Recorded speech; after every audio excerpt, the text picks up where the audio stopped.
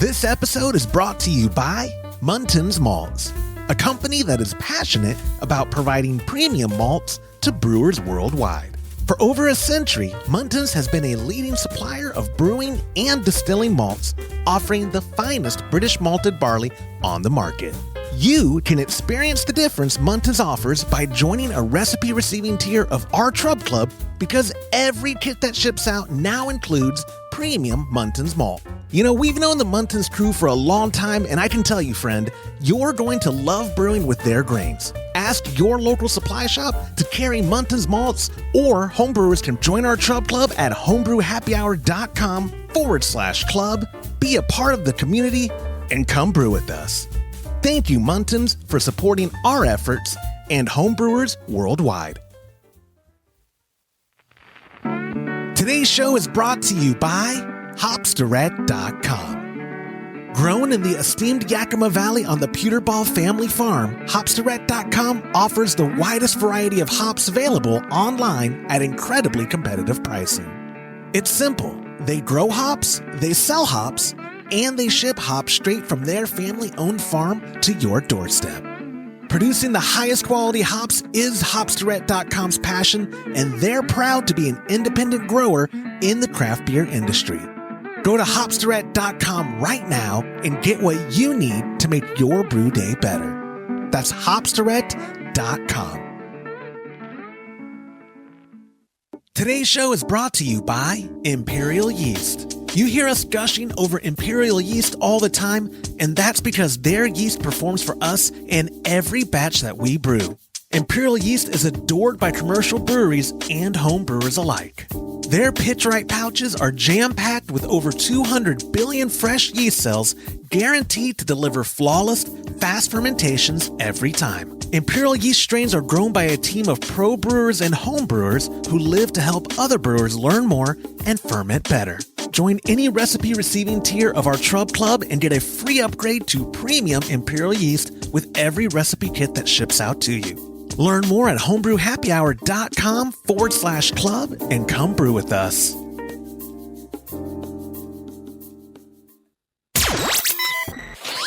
Entertaining shows with content that spreads information and sparks discourse throughout the community. This is the Pearl Media Network. Decoction Mashing, how important is a water profile, and some general chit-chat questions with our friend Horst Dornbusch. This is Homebrew Happy Hour, episode 449. Well, hello, my friends, and welcome back to another episode of the Homebrew Happy Hour. This is the show where we supply the answers to your homebrewing questions and discuss all things related to craft beer. And if you, my friend, have a question you'd like us to discuss on a future episode, you could go to homebrewhappyhour.com. You could click on that submit a question link at the top of the page. You could email me, but even better, call it in to 325-305-6107 when I use your question voicemail on a future episode. Get yourself a gift card to kegconnection.com. I am your host, Joshua Stubing. I am so excited for today because we are joined by our good buddy, Mr. Horst Dornbusch, and I have an intro for you that I wrote out, Horst. Horst Dornbusch is a German-American brewer, author, and international beer consultant best known for his deep expertise in traditional European styles, his contributions to books like the Oxford Companion to Beer, and his own influential books such as Bavarian Helles, Dark Lagers, and of course, the best book of all time, the book on Altbier. My friends, I know how to butter you up, my friend. How are you doing, Horst? How are you? I am totally convinced you do that with every guest. Oh, yes. But you are so convincing that you even fooled me. Yeah. My mom says I have charm. That's all. That's all I have going for me. Charm. Yeah, charm. Yeah.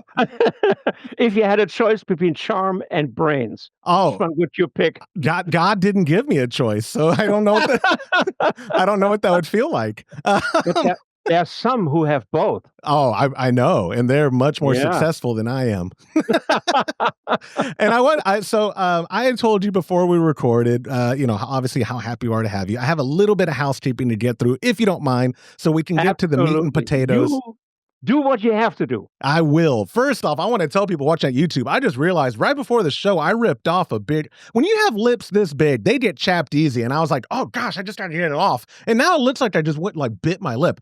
Either way, neither here nor there. I'll stop digressing. My friends, we are brewing this month for members of the patreon.com/homebrew happy hour chub club, a delicious German Pilsner. How appropriate that we have Horst on this month. It would be more appropriate if we did an Altbier, because then I could just pick his brain.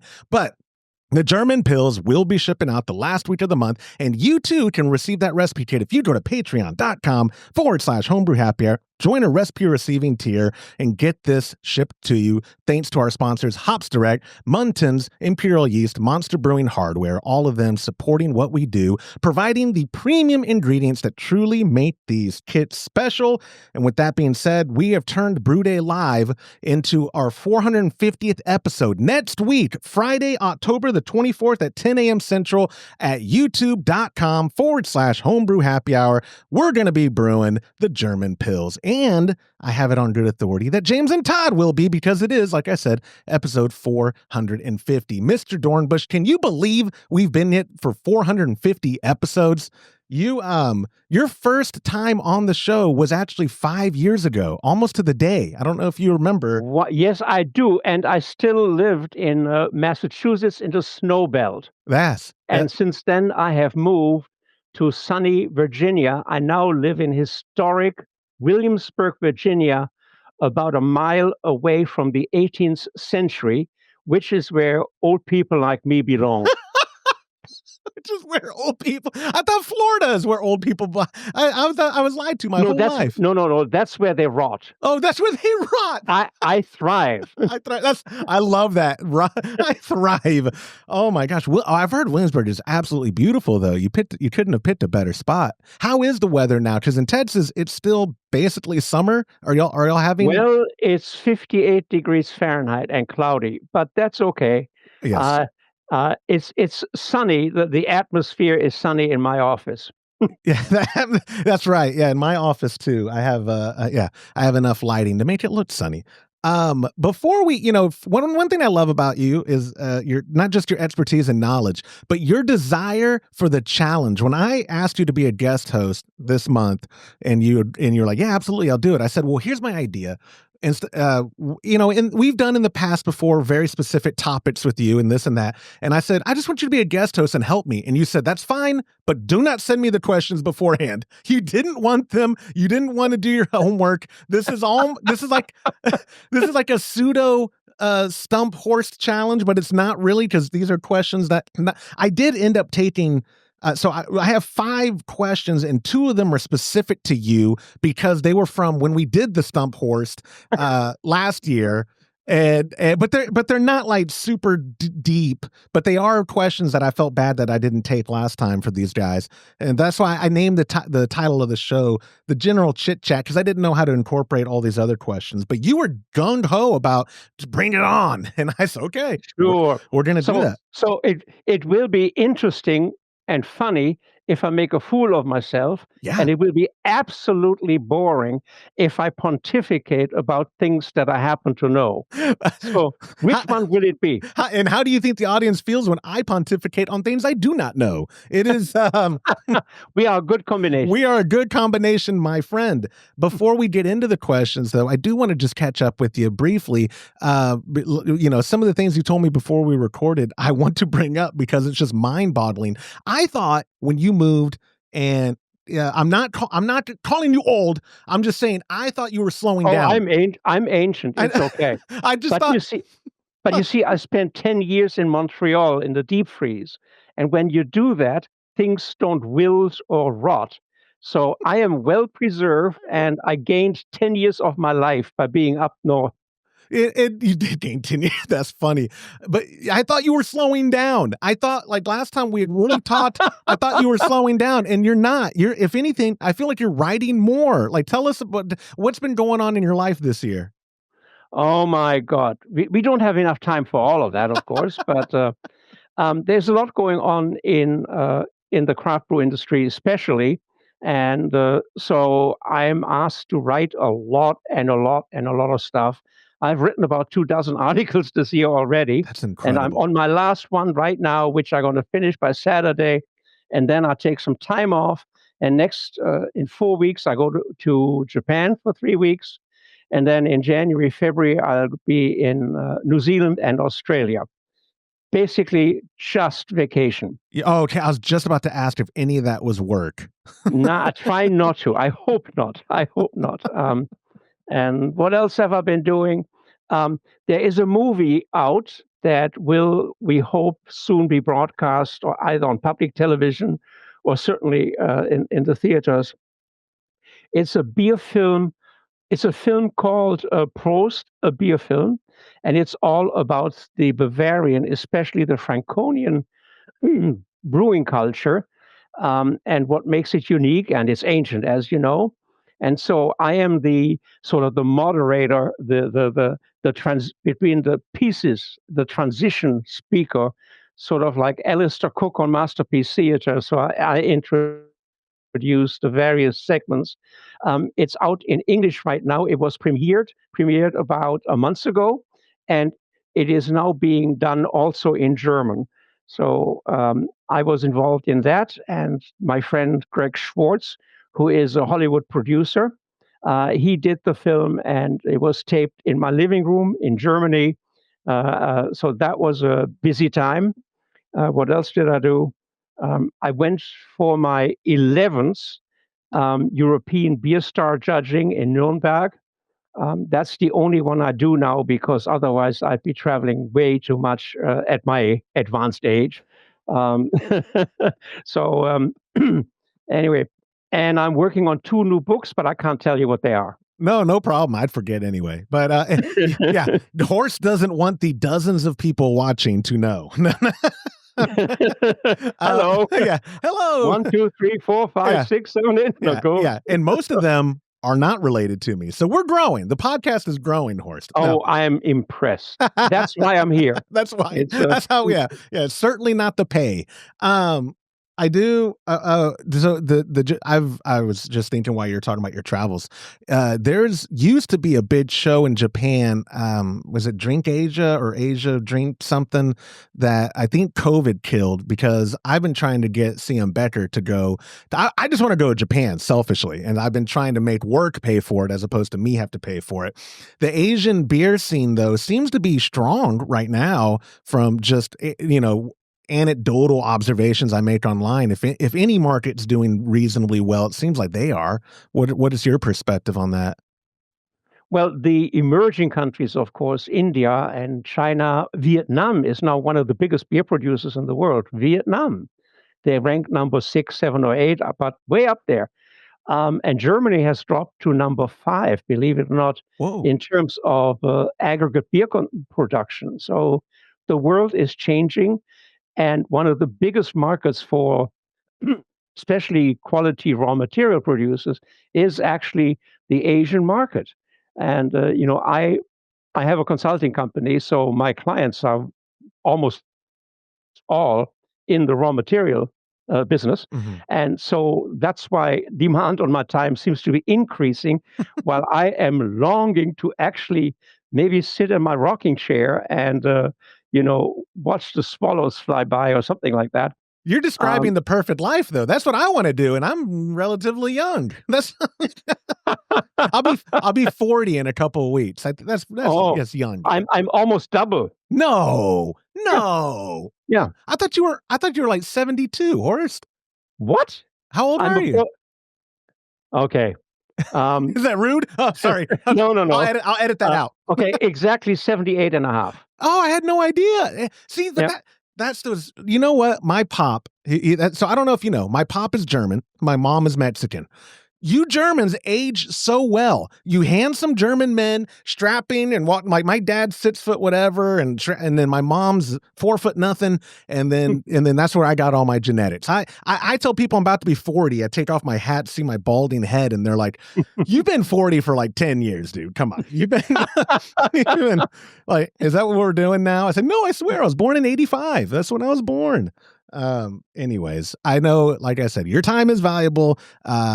We could talk for hours and hours because I know you would humor me and give me that time, and I would digress because that's how I am. But I did bring questions to the show, and some of these questions will elaborate on some of the things I want to talk about anyways with you. So if you don't mind, Mr. Dornbusch, I actually have...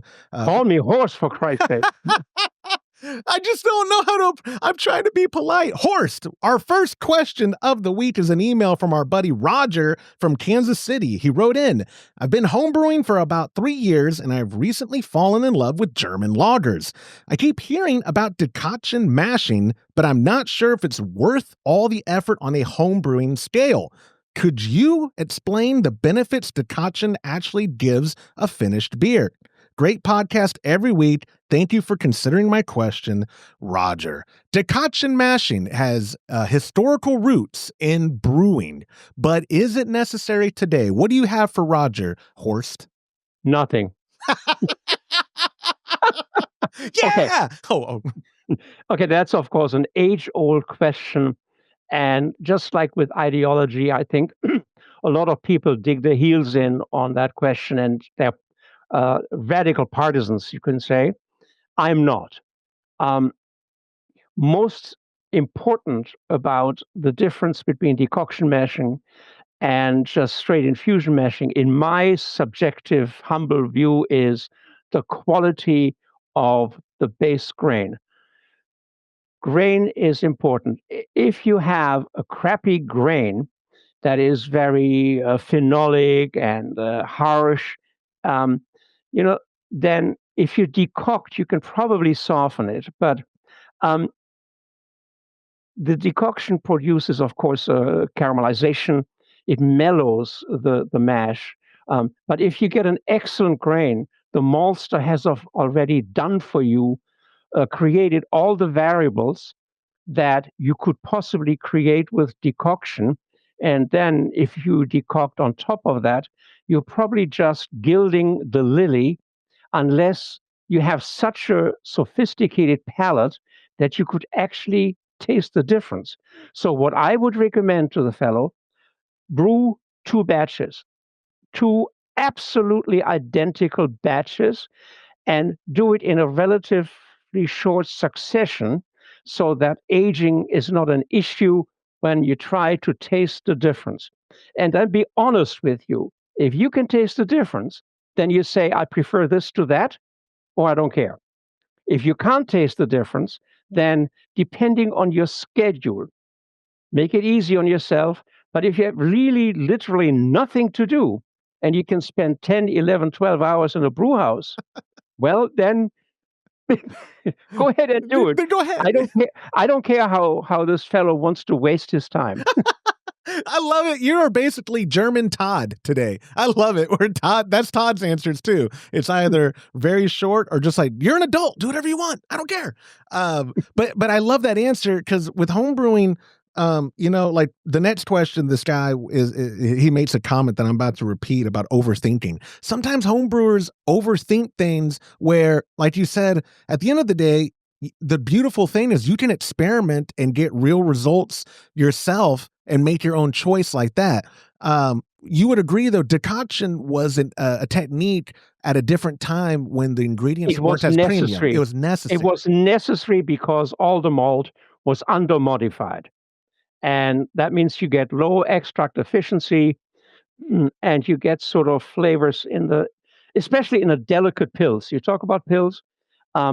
In a pils, the quality, the freshness, and the delicacy of the ingredients, both the malt and the hops, are essential. You cannot make a great pils, a clean tasting pils, with oxidized hops or with cheap grain. And I also don't think that you can make a really, really great pils with extracts, because you don't know the grains behind it. Buy the best Pilsner malt. And then you have a choice between the German Pilsner malt and the Bohemian Pilsner malt, depending on whether or not you want to make a German style, a Bavarian style, a Northern German style, or a Czech Pils. And for the yeast makes a difference, of course. You get a Czech yeast, you have a little bit more diacetyl in there, which is okay for Czech pills, but it's definitely not okay for a Bavarian pills. And if you go for the Northern German pills, you give it. I prefer to go to at least 35 IBU in a Northern German pills, and I brew it with extra pale Weyermann malt, nothing else. That's it. It's very primitive, and you use the best German aroma hops, and follow the recipe. When you go on the internet, I mean, I have a lot of homebrewers who talk to me. They found a recipe. What do you think? Where did you get it? Off the internet? You see, then you don't know if the person who posts this really understands the beer style. I'm a bit of a classic-oriented person.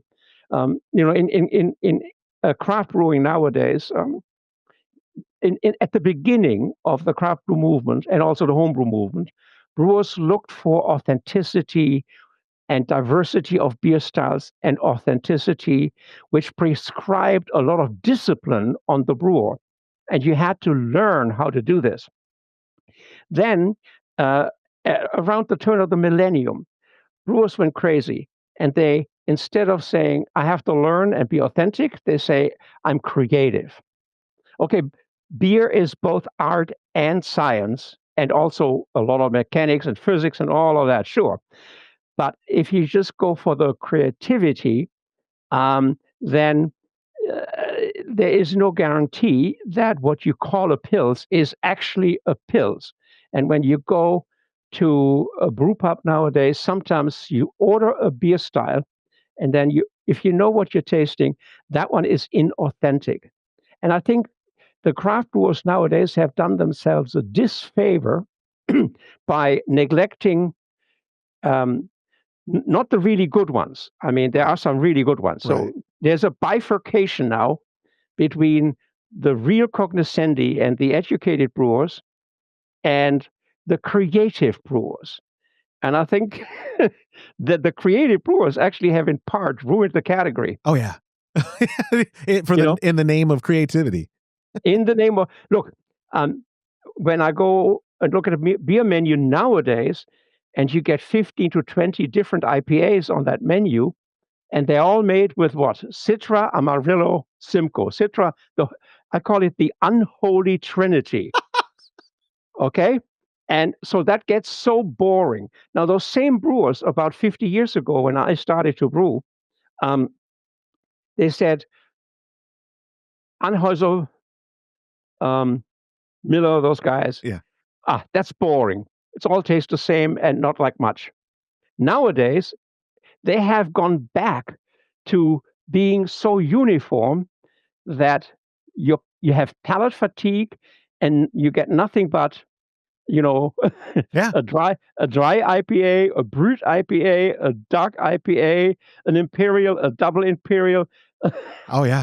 A barrel aged IPA, and you ask, and even an India Pale Lager. So you ask yourself, what does that stuff still have to do with India, the India company, back the British trading company that shipped beer to India? I mean, come on, this is, and you notice that right now in the craft brew industry, especially, the sales are actually now declining. Yep. And there are too many breweries in the market, and a lot of them don't really know what they're doing, and they no longer offer diversity. Yep. In the 90s, craft brewers made, a wonderful palette of different beer styles. Schwarzbier, brown ale, Scotch ale, Irish red ale, and so on, and pils and bock beer and so on. And now the basic thing that comes out of those joints is some form of fancy labeled IPA. Yep. And they all taste the same. So I find that boring, and I think they shot themselves in the foot economically by being, quote, too creative. So, and for the pils, you gotta stick with the tried and true tradition that has emerged over millennia, actually, in its place of origin. for the perfect German pills, you mentioned getting a good, obviously the noble hop. What is your go-to for? Is it using the same for bittering and aroma? What's your favorite hop to use for like the perfect German pills? Yes. I would go with something like Hercules or Perle for bittering. And now here's the trick for aroma. Of course, you have the noble varieties, the old ones, the classics. There is you get your Strüsselspalt from Alsace, very low in alpha acids. You get your Spalter, Hersbrucker, Tettnanger, and Hallertauer Mittelfrüh. Now, here is the problem. Hallertauer Mittelfrüh used to produce about 1,300 kilograms of hops per hectare. You can translate that into acres and pounds if you wish. Nowadays, with climate change, in the Hallertau, some hop gardens, some Hallertau Mittelfrüh hop gardens, produce only about 800 kilograms per the same hectare. Oh. That is a clear indication that climate change is killing off our noble hops. They're no longer economical. Hop growers yank them out of the ground and plant more profitable varieties that produce maybe 2,000, even 2,500 kilograms per hectare. That's how you can actually make a living. All right. So the German Hops Research Center has been coming out with hybrid varieties. You know the difference between a Landrace and a hybrid variety? Only vaguely from the last time you told us. A Landrace has only one gene set, one chromosome. A hybrid has more than one. It's a combination, it's a cross. So it takes genes from a variety of other hops.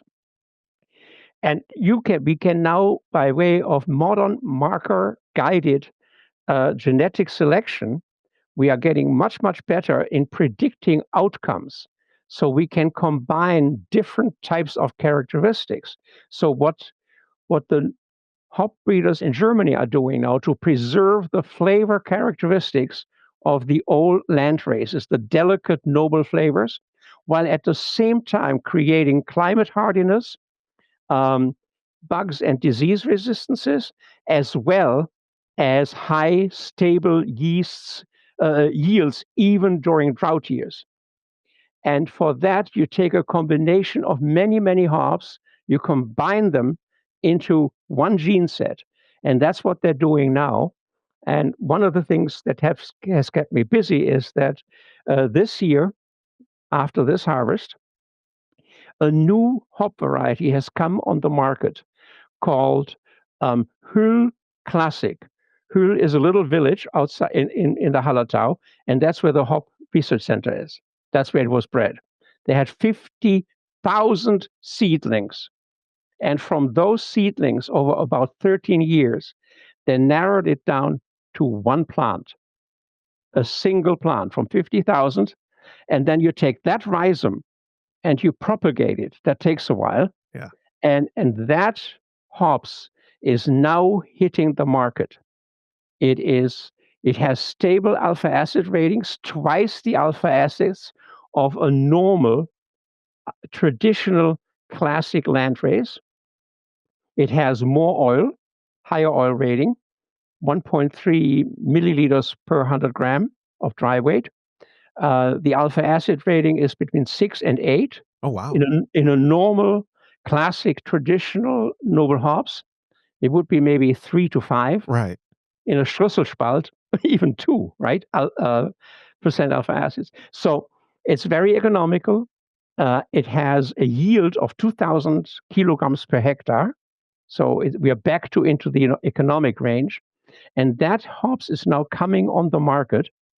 And I did the German hops, the German Research Center, test brewed those at Weinstefan at the university in Bavaria. And I got the first load in America, and I test brewed four breweries, craft breweries, including Sam Adams. Oh, wow. We test brewed a variety of beer styles and did comparison tastings between the old Mittelfrüh and the new variety. We did a test tasting at the last Craft Brewers Conference in Indiana in 2025 this year.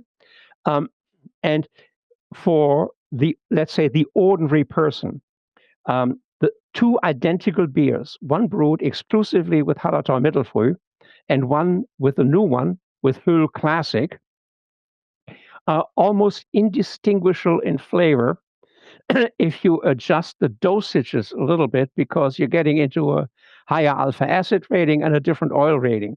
But if you know what you're doing with your calculations, you can adjust them, and you can actually make a clone of some of your most successful Pilsners and Helles with the new hop variety, and you couldn't tell the difference. Oh, wow. And that thing is now coming on the market.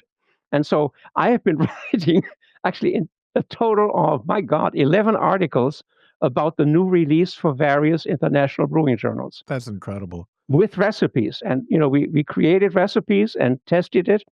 And so what I recommend is take for the bittering hops, Hercules has a bit of a problem these days. You can use Titan and what's the other one? Titan is a good one. That's a new bittering hop that could be used for those classic Central European styles. And as an aroma hop, flavor and aroma hops, I would use the Hallertau the new Höhl Classic as it becomes available. You should look for it in the market. Absolutely. That's incredible. And so this is a new development. And so because I write in both languages, I had a lot of demand to report about that. What a cool thing though to be a part of in regards to bringing that over here. First off, because I got the first shipment of the new hops in North America. That's absolutely incredible, and I assume they're doing just pilot batches because you didn't bring in a pallet full, or did you bring in a pallet full of? Well, it was not quite a pallet, but it was quite a. We went to Sam Adams. I went to Zero Gravity in Burlington, Vermont. We did one at Tributary Brewing Company in Kittery, Maine, and we did one at Jack's Abbey Lagers in Framingham, Massachusetts. So. Actually, we did not just one. We did comparison brews, and we also made 15-barrel Northern German Pils with the extra pale Pils malt and just the new hops. And we gave it 42 IBUs. And it was an extremely delicate, balanced beer garden quaff. It was wonderful. So the whole thing has worked, and it has been in the development stage for about 13 years. Whoa. So finally the culmination of all that research and I lied to you, 12 years. Oh. They started in 2013. Sorry. Don't worry. I lie all the time. You're fine. Don't worry. So Horst, that's absolutely incredible. And look for that. Look for that. And you talk Pils. That is the future. It has saved the future of delicate German aroma hops, the noble hops, as well as the ability to keep making the wonderful Helles and Pils and Bock beers and so on. That is absolutely incredible. And I also want to add, before I wrap up this first part, you answer questions. It's a dream. But sometimes it's like pulling teeth to get Todd to elaborate. I didn't have to lead nothing. You just took it and went, and I appreciate it. I wish you were more available. Not knocking Todd. He's probably not watching this anyway, so I can say whatever. Well, all you have to do is write me send me a request. I know you're the best. Next year, I intend to work less hard. Therefore, I might be more available if you want me, because I'm an idiot. I like you guys, and I don't know why. Oh yeah, I told you. I'm telling you, I've got charm. We also we've got to get you to the ranch. We got to do the alt beer competition with you as a judge. Todd said he will not let me keep doing the alt beer competition unless we get you. Well, we have to work that out. We will. 2026, it'll be our year.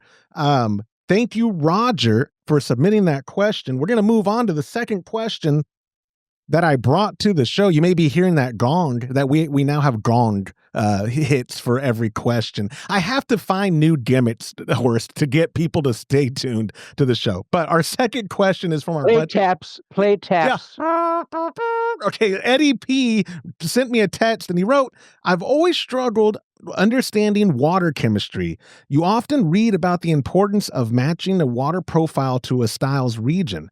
How close do we really need to get for it to make a difference in the final beer? Should I not overthink it? Water, Horst, is arguably very, very important. So what do you think about a profile, like we were talking about a Pils or a Kolsch or an Alt? How important is the water profile to being authentic, to getting an authentic finish? Okay. First disclosure, I think I know a few things about hops, about malt, about yeast genetics. I'm not a water chemist. That has always puzzled me, the anons and ketons and all of that stuff. That's one thing. And so in that department, I rely more on my sensory apparatus than on my brains. Right. Or what I know. And I have found that the water geeks make too much of water. Water matters only in certain styles. I submit to you, in a stout, it matters much less than in a Pils. And I think it matters mostly in the extreme. You could not possibly brew a Czech Pils with Burton water, and vice versa. That's when it matters, if you go to the extremes. But if the damn thing has 120 or 175 parts per million of calcium carbonate, I don't think the average consumer and even the experts could reliably detect the difference. Right. And if somebody says there is a difference, get yourself 50 people to say, this one has more calcium carbonate than the other. And then look at the random distribution, totally random, and compare the answer you get from real experts. And you will see that the random distribution of answers will be identical to the allegedly informed distribution of answers. A Munich water, a Dusseldorf water, a Kölsch water, they make some difference. And if you're an analytical geek and you fiddle with your stuff in your chemistry lab, it makes a difference for you. But in terms of the sensory enjoyment of a quaff, I submit to you, it doesn't, unless you're going for extremes. We had the AHA's Homebrewer of the Year, Wayne Doucet, on recently, and he proposed that instead of worrying about the profile so much, the pH is what matters. Oh, that is critical. That's exactly what he said. That is, I wrote another article this end of last year about the importance of pH for brewing, and it got published in the New Brewer, the Brewers Association journal, as well as in Zymergy, the homebrew publication of the Brewers Association or the Homebrewers Association. And if you can get your hands on that, that gives you a nice 5-page summary of the absolute importance of pH throughout the entire brewing process. It's so critical. That's perhaps, in my view, that's the most underestimated factor in all of brewing, pH. Get yourself a good pH meter. It costs $100 to get a good one, but that is really worth it. Your beer will improve if you pay attention. Totally. Yeah. Now that's what he said too. And it's funny because I've never considered it, but it makes total sense. If that's off, nothing else can be on in regards to the conversion, in regards to... Oh, my God. Yeah. The enzymes depend on it, and stability, and troop secretion, sedimentation. Everything. Yeah. And yeah. It is shelf wild. life. Oh, my God. This is critical. Yes. And like Eddie even suggested he might be overthinking the water. You can't like you said, a good pH meter, $80 to $100. Yeah. But it'll last you as long as you take care of it. And, and you may now. Is there is the BJCP provide the ideal pH range? Is there a catch-all that homebrewers should know? Is it really per style? Well, you see, I skipped the BSJP thing, and I went straight for the big. That's right. We just went competitions. That's right. No, I haven't looked at their regulations lately, and do not recall if they specify pH ranges. I suspect they don't. I'm not too sure. Well, is that something? So we curate recipes, and we have instruction sheets and all that. I could not tell you the last time is that something we should be giving our club members information of what their pH should be on? I've never considered it because for better or for worse, it's just been assumed. I'm using RO water. I'm going to be where I need to be. But is that information every recipe we publish and give should include? It is. It's not published or not universally published. B, it should be for every bloody beer style, but then you also need to follow the pH from the mash to the finished beer. It's not just this beer has 4.6 pH or 4.6. That doesn't tell you how you get there. And you know what has a really, really surprisingly great influence on the pH? The malt. Really? Yes. A crappy malt gives you the wrong pH. And if you start adding acids and stuff like that, then you're getting into all the stuff that buy the best malt you can get. That's where you should put your money, and always use fresh hops. Then you're fine. I agree. And now, like we're saying, I'll put a link in the show notes for a good pH meter so that people can be best prepared. And like you said, though, it's not just a one and done. It is throughout the brew process, just the mash pH, and then the pH going into the boil, and then the pH of before you pitch. It all matters. Yeah. Don't cheapen out. And I think there are about 5 brands available that are really reliable once you learn how to calibrate them, and they last you a lifetime. In my case, several. I see. I'm not going to comment on that. I didn't know. I said it. I know, but when I really thought you were like 70, and I was like, oh, that's young enough to make jokes or whatever. Now, like, oh no, Horst, why are you telling me? Don't joke like that, Horst. You're going to be around forever. I'm not ready for cruising during vacations. You're not that old. That is when I'm 95. We're going to see you on a cruise ship just hitting those slot machines. Bing, bing, bing, bing, bing. Oh, exactly. Okay. Yeah. That's 95. And I also love that you're going to have longevity.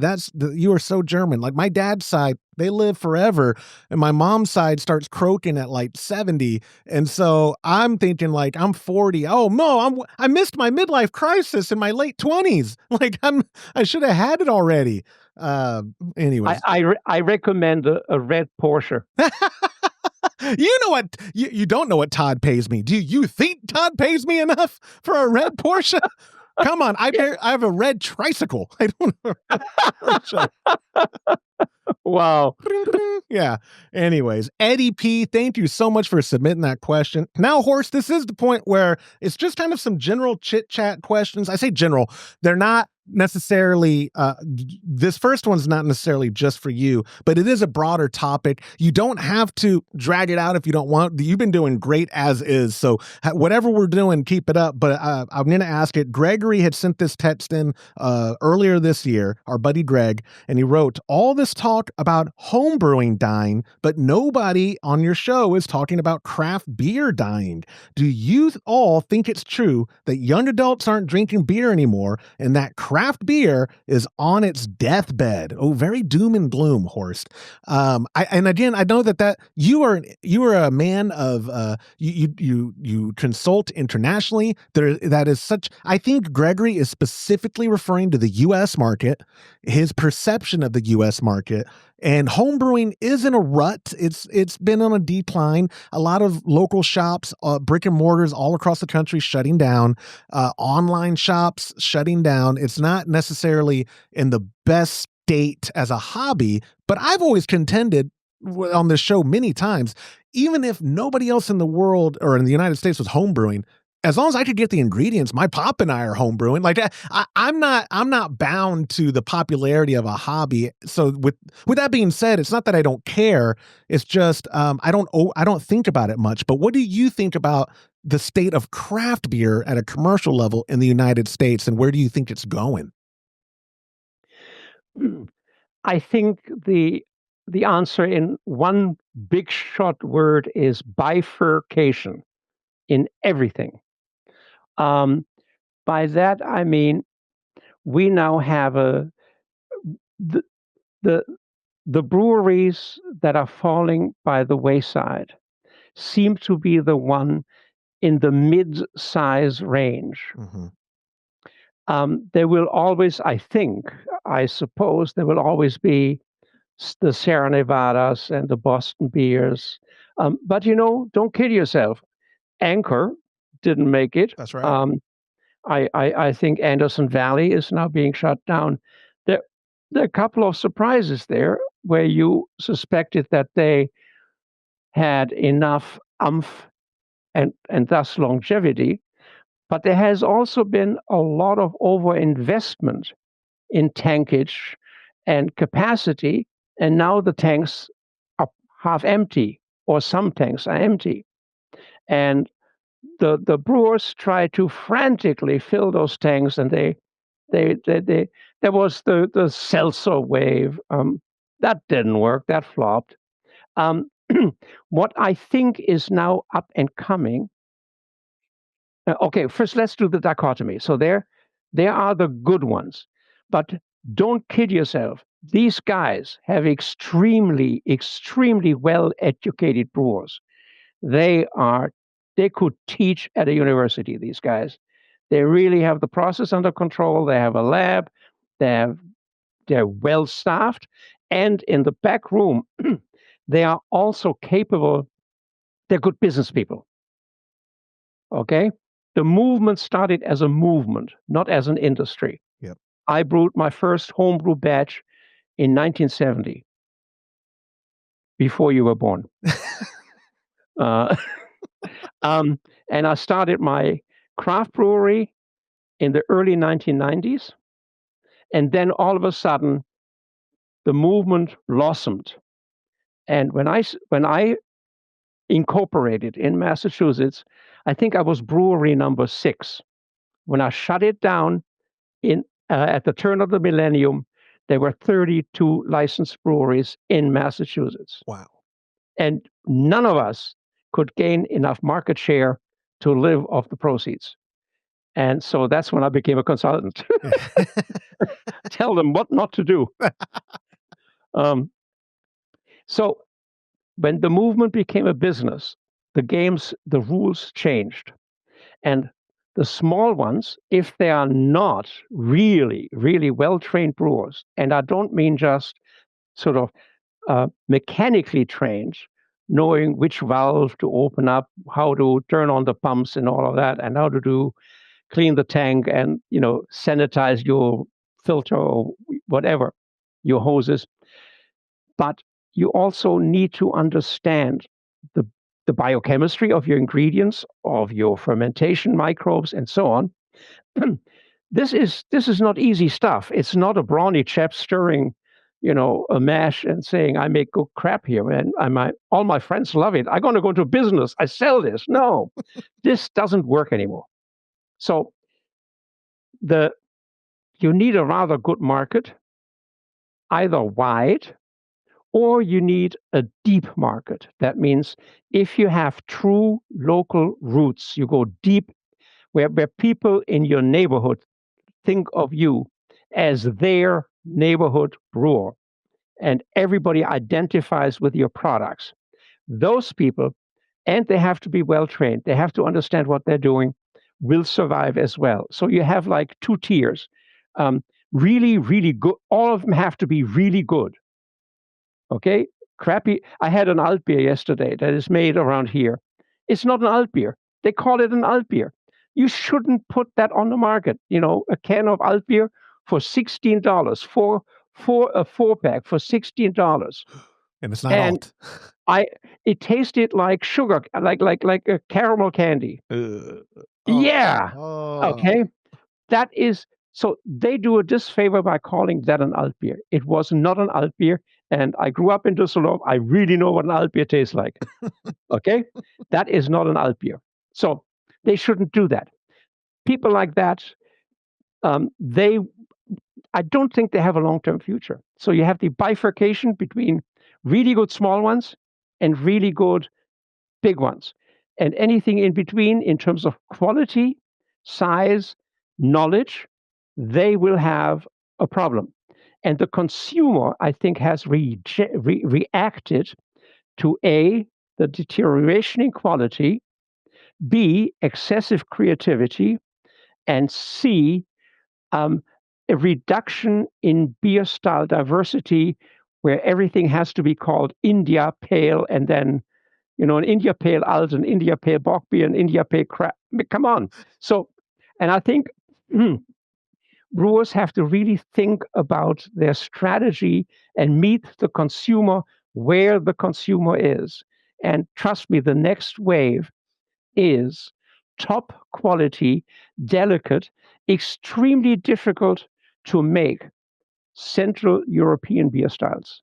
I'm totally convinced of that. I hope so. That's fantastic. Yeah, and once you move into that, you have to get your top quality yeast, you have to get the right hops, and the best malts from the best maltsters. And no, you cannot make a pils with a classic Abbey-style malt or a classic but good British-style ale malt.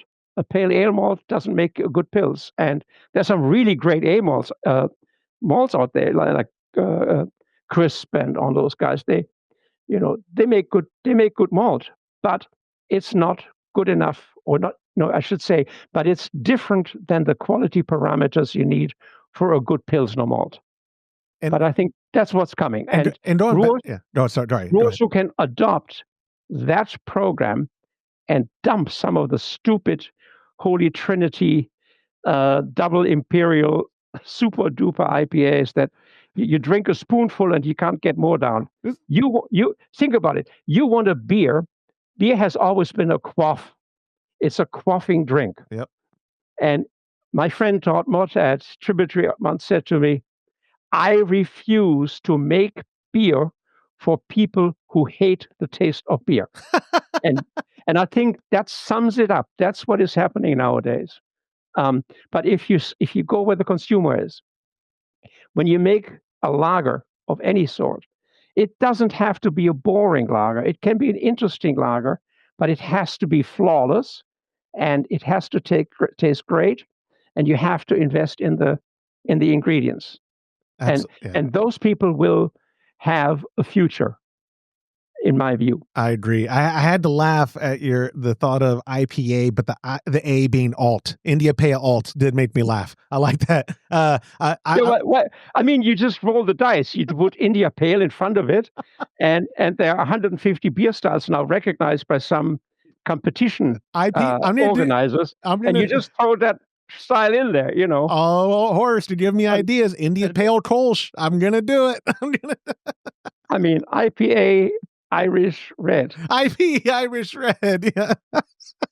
I see. I love it, and I say I love it. That I'm being facetious. I hate it. There was You call it an IPeer. Yeah, an IPeer. That's it. An There. IPeer. We just invented a new beer style. Let's make it and trademark it. Absolutely. It cannot be as financially bad as any of my other ideas. So we're on a roll. I do want to mention too, because a good friend of mine owns a coffee shop down the hill. I live in a small college town. It's a suburb. I say a suburb. It's its own city, but it's outside of Austin.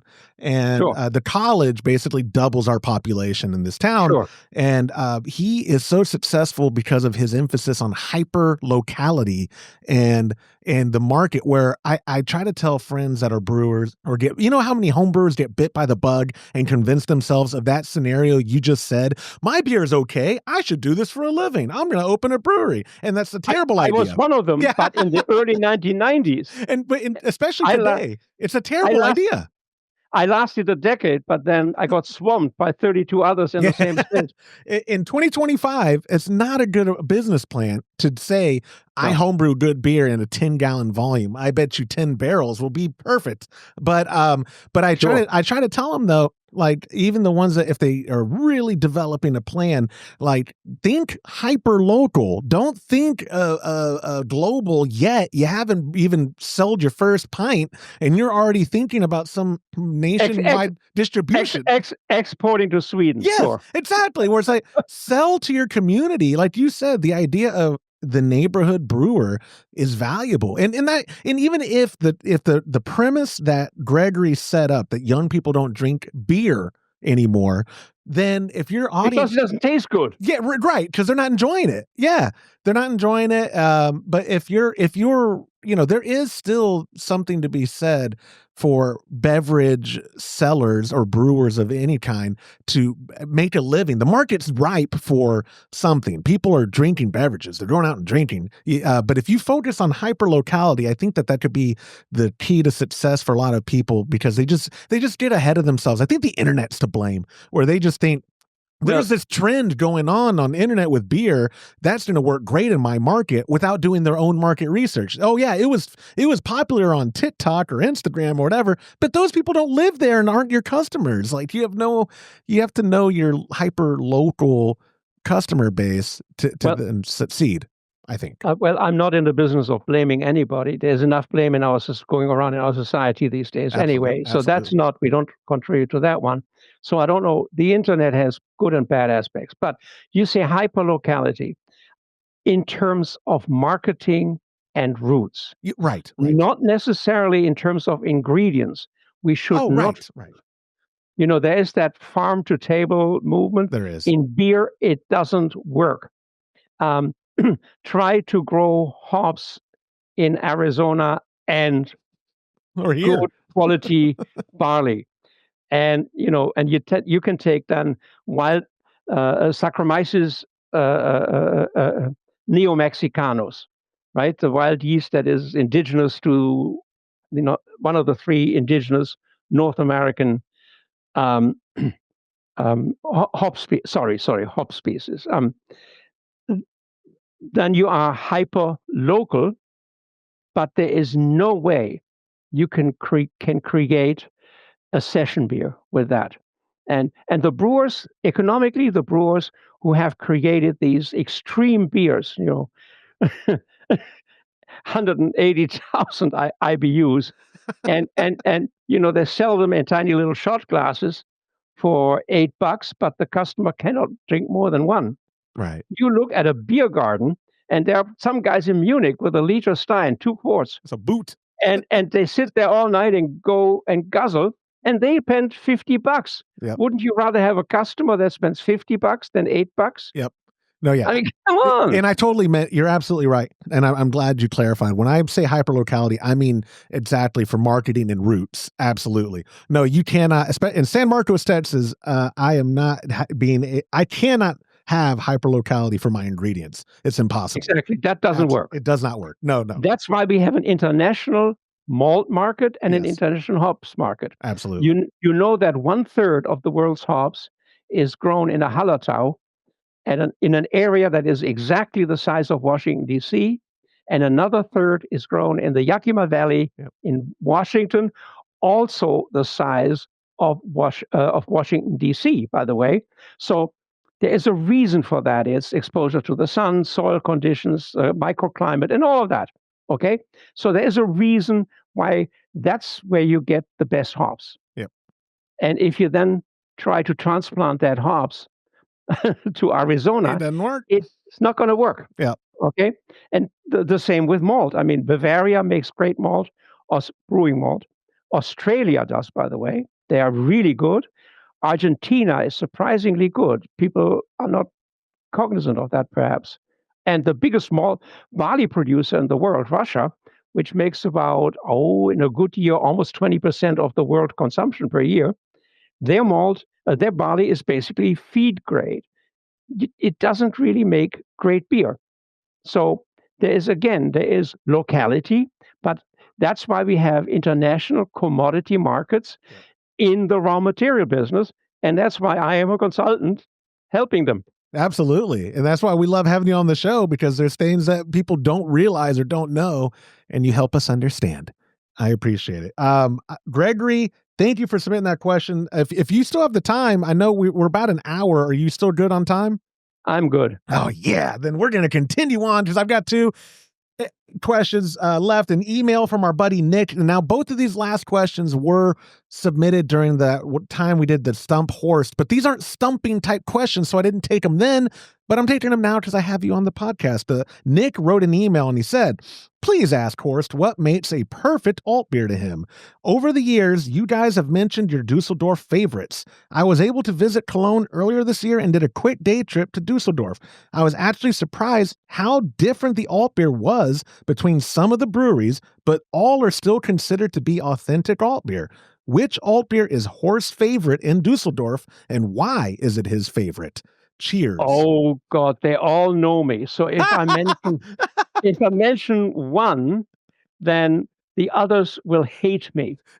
So let's talk about the key. I prefer Altbier that's made with Spalter hops. I prefer Altbier that is made with the best quality caramel malt, a Cara Munich, and a Munich malt. Munich and Cara Munich are essential, in my view. Stay away if you're using roasted malt. Measure it in tablespoons, not in a big bucket, not in big buckets. You use it only for color. You want to keep the roastiness out of the Altbier. That is the problem. Color and flavor are antagonistic. Think of a good Altbier as a perfect balance between bitter and sweet. All beers are supposed to be a balance, but this one, especially in the sort of brown category, is very hard to achieve. It's also hard to achieve in a Schwarzbier or a Dunkel, by the way. The same challenge, the antagonism between color and flavor. So, and the other thing is, of course, yeast is important in Altbier. Get the right Altbier yeast, and there are several suppliers, reputable suppliers. And you know where they got their Altbier yeast from? Dusseldorf. From Dusseldorf. That's right. It's authentic. Yeah, they bought the rights, and then now they propagate it here, and there's nothing wrong with that. So you can make an authentic Altbier. And going back to my book, I wrote that book in the mid-1990s when ingredients were really not wide. I mean, there was not a great diversity of ingredients available. So I wrote it for that time. Nowadays, you can get really, really authentic ingredients of top quality. I would write that book very differently today because of that. You've told us that before. Yeah, you've told us that you would change it. It would be a very different book. Yeah, because we now know so much more. We know about yeast genetics that I had no idea about yeast when I wrote that book. So I sounded like a smart aleck, but I'm not. Or I seem to, maybe I was one then, but I think by now that is no longer sufficient for the current state of knowledge of ingredients. I will say to add, to tell Nick or to address this part of Nick's question, I can't think, and I've only been to Dusseldorf a half a dozen times, if even. None of them stood out so different to me that I thought anything of it in regards to, wow, this is is the spectrum for Altbier really wide, or is it not? I don't Not think it really. is, right? I don't think it is either. No. I mean, there are some beers that have that the IBUs is a little bit higher than in others. In others, the sweetness is a little bit more emphasized, but that is within a narrow band. It really is. I that's how I feel too. And I'll tell you, because you're friends with all of them, they don't know me and Todd and James. James' favorite is Schlussel, hands down. That's Schlussel? Where he'd go. I know the brewmaster. We are friends. Dirk Grunow. He's a great guy. Phenomenal beer. Phenomenal. I love it. Todd's favorite is Schumacher or Udige. Yeah, he likes both Schumacher and Udige. Yeah. And I, not to just be difficult or different, but one of my favorites, I love all of them, but what stands out to me, and I try to visit when we get to Dusseldorf, is Kurtzer, Brauerei Kurtzer. Oh, that guy, yeah. It's so good. And I think, and Todd always accuses me of only wanting to go there because it's where younger people hang out. So like we walk in and it's a bunch of 20 and 30 something year olds, and then Todd, the old man Todd with his walker, comes in with me. Sure. And but they're all good. I cannot think of an alt I had in Dusseldorf where I thought this is not to stop. I mean, they take it so serious. It's their whole livelihood. Of course they're going to brew a fantastic representation of their beer. I mean, that's where it came from. Are you, is it okay? Like when we brew our alt beer over here, I forget, is it like Kolsch where you're not really supposed to call it that because we're not brewing it there? Can I call it an alt beer? Do you know? Okay. The Kolsch convention has some kind of a what is that called? A EU geographic indication protection. But the thing is the Kölsch Convention going to sue you in America? Probably not. That could be too expensive. And the Dusseldorf Altbier does not have that convention. The convention, I think, was started with about 24 breweries in and around Cologne. So there were a lot of them. There are few some of them have fallen by the wayside, but still, there's a lot. In Düsseldorf, you have your Füchschen, Schumacher, Schlüssel, and Uriel, and now the Kunze guy, and there is one out there in Korsenbroich, I think, and we have the sort of industrial Diebels Alt, which is not necessarily my favorite. I like I love it. You're still diplomatic. Like there's a brewery in Texas that we've thrown under the bus a bunch. It's in Fredericksburg. They paid a lot of money to be authentically German, and their lager their Pils rather is good. Their Helles is good. Their Kolsch is too sweet, and they had an alt beer. And I tell you what, Horst, it wasn't an alt. And sure enough, like a year or two later, they changed the name on the can to Amber. So I think even they realized it was not an alt beer. Look, I agree with you. I really love Schlüssel, and I love Schumacher.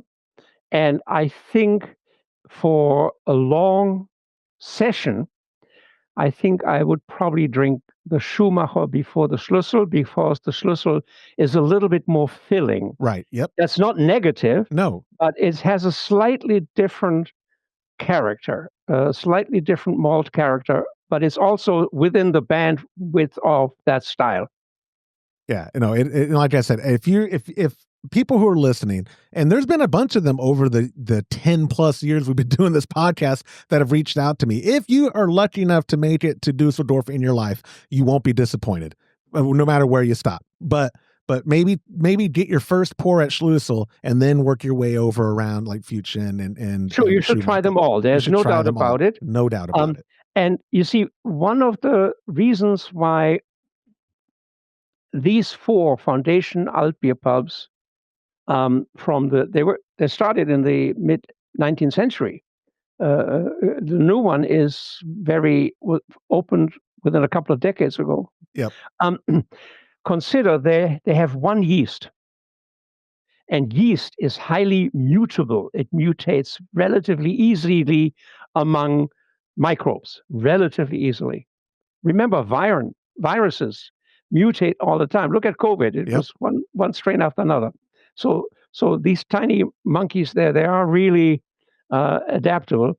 So what evolved there in the breweries are 4 distinct house yeast strains, each with a slightly different genetic makeup, with different fermentation byproducts, and thus different contributions to the finished product. So the yeast is also a contributing factor to the difference between the 4 foundation Altbiers.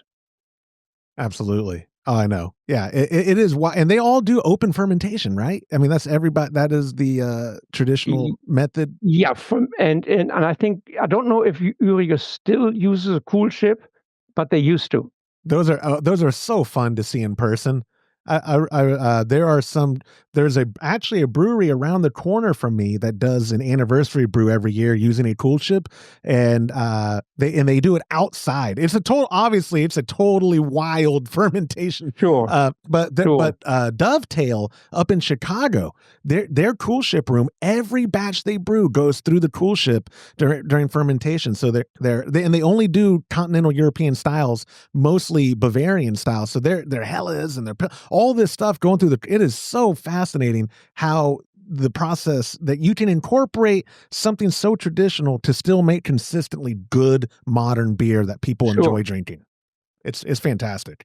Cool ship does not necessarily mean or need to mean wild fermentation. Right. Ufleko in Prague, they have been around since 1490s or something like that.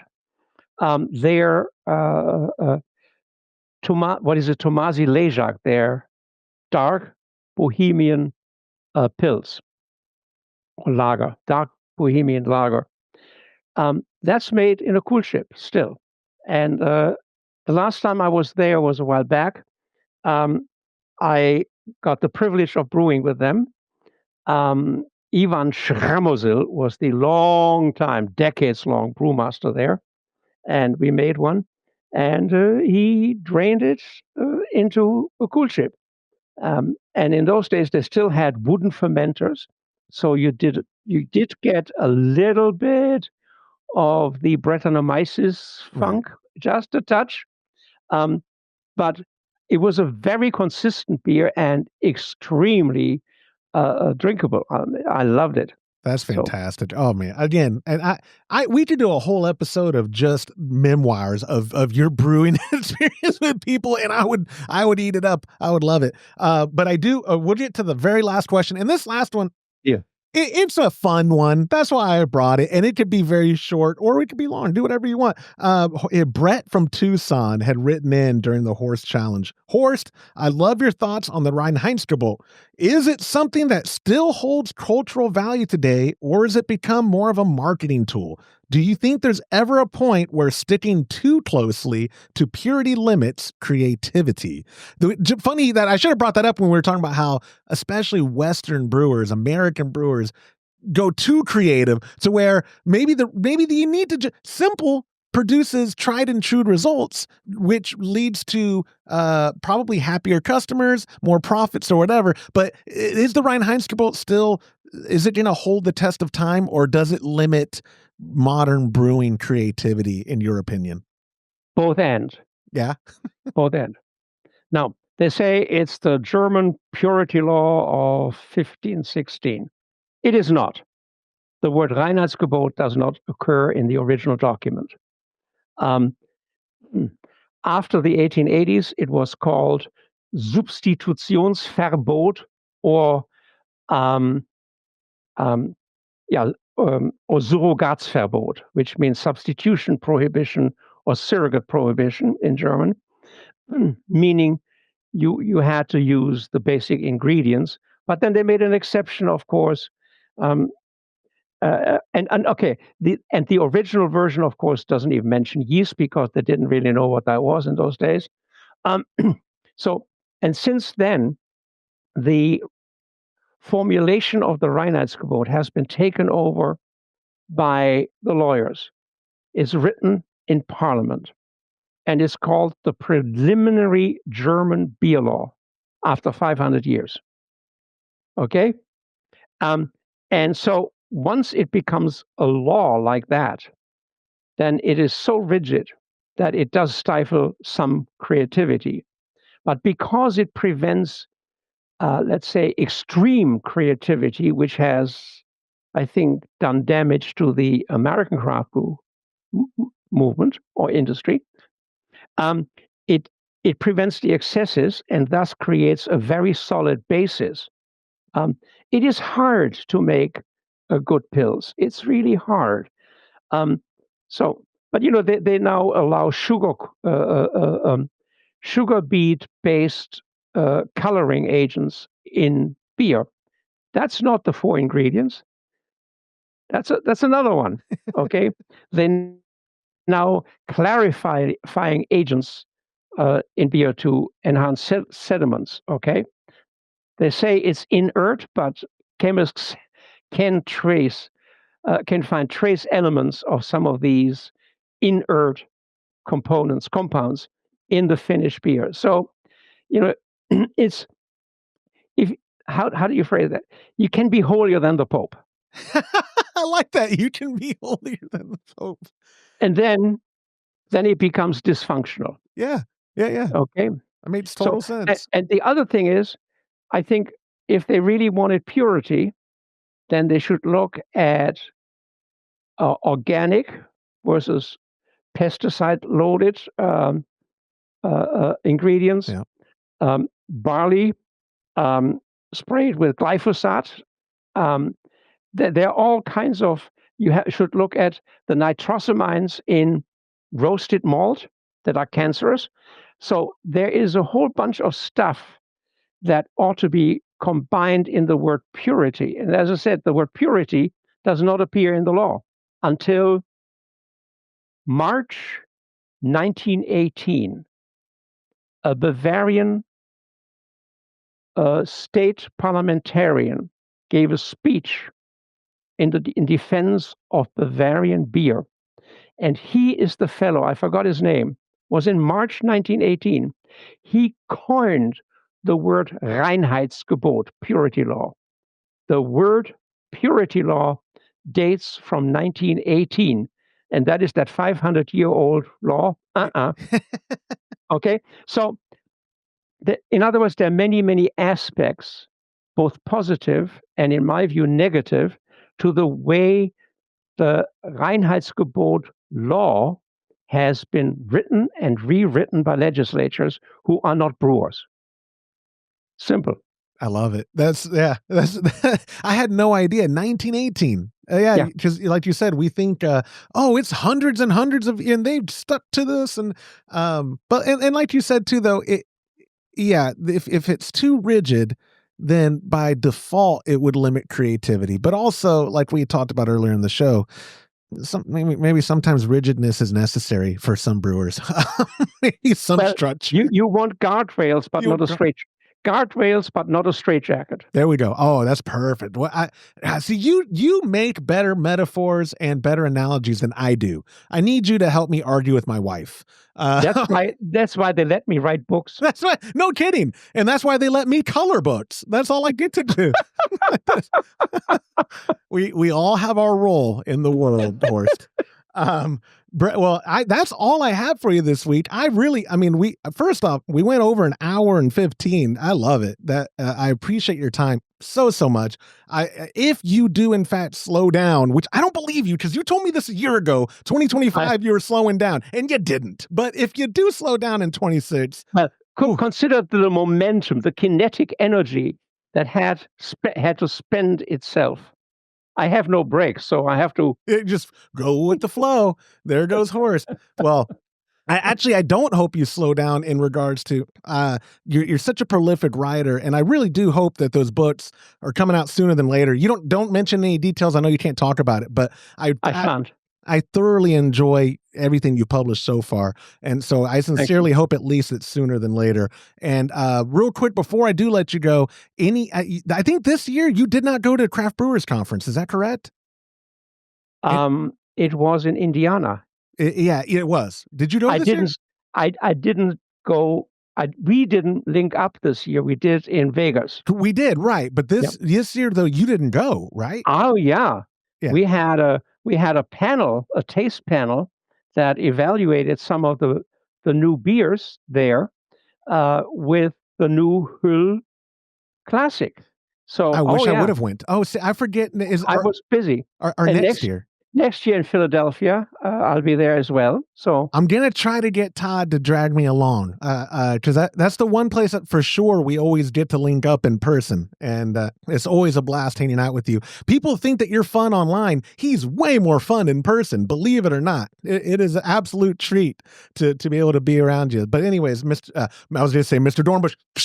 Thank you, Horst, for your time. You're welcome. I sincerely appreciate it, and I hope to get you on again soon. Bye-bye. Bye-bye. And that will do it for this episode of the Homebrew Happy Hour. If you have a question you'd like us to discuss on a future episode, of course, you could go to homebrewhappyhour.com. You could email joshua@homebrewhappyhour.com. But even better, call it in, leave a voicemail to 325-305-6107, and get yourself a gift card if I use your voicemail on a future episode.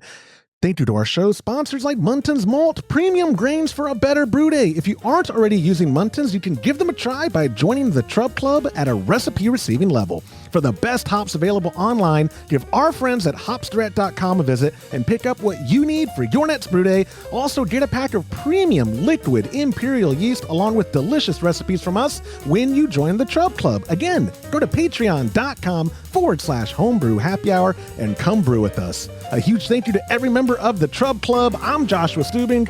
Thanks for listening.